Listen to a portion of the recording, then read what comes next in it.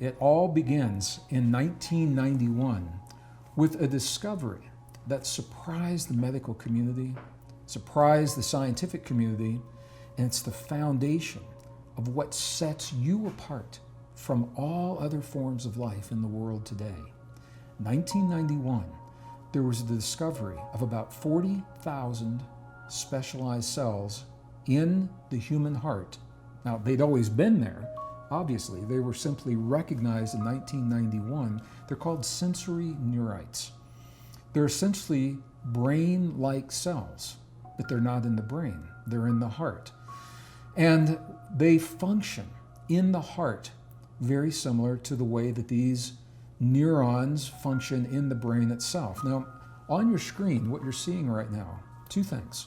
I want you to see on the right-hand side of your screen, you're actually looking at the neurons. This is what they look like. And I put these here because I want you to see that this is real. This isn't a metaphor, it's not make-believe, it's not, new thought thinking. This is rock-solid science that simply is not being shared in the mainstream. You're not going to see this in mainstream classrooms, textbooks, mainstream documentaries, because it takes time for the discoveries to trickle down into the mainstream. Yet we can use these discoveries right now in our lives for the reasons that we're talking about now, to help empower us.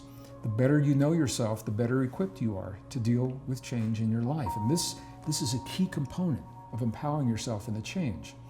Now, on the left side of your screen is a schematic diagram of the human heart. And if you look closely, all those little light dots that you see, the light-colored dots, those are the sensory neurites. Look at where they're located. They're located all around the places where the blood enters into the heart and where the blood leaves the heart. The arteries and the valves all are regulated. I'm using that word intentionally. I'm not saying they're controlled. I'm saying they are regulated through these neurons, these sensory neurites. Well, this is where it gets really interesting, because these neurons, as all other neurons, respond to you. They respond to your perceptions and the way you feel about your relationship to the world. Do you feel safe? Do you feel threatened? Do you feel fear? Do you feel a sense of well-being? The answer to that determines the signal that you send to these neurons, and that signal is going to determine how the blood is leaving your heart and entering your heart. But you already know this. You know this intuitively. If someone tells you information that is shocking to you, you might feel that sense of lightheadedness, maybe a little bit dizzy. And the reason is because you have perceived information that you didn't know about. It may have a shocking consequence, maybe the loss of a loved one. Your neurons are going to shut down or open up the blood flow to your heart. If it's shocking news, it will actually constrict some of that blood flow into the brain, and you will feel that lightheaded feeling, and this is the reason. It's also the reason that you can learn to regulate how you respond to that kind of information.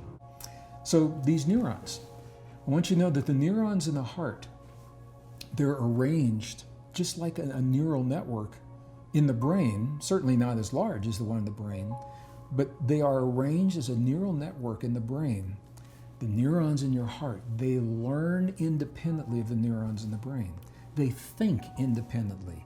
They experience, they have their own independent memory, separate from the neurons in the brain, separate yet related. The neurons in the heart is where we access our heart intelligence. This is where we access our deepest states of intuition. So what this says to you is every experience that you'll ever have in your life, you're essentially you're having it in two places. You're having it in your brain, you're having it in your heart.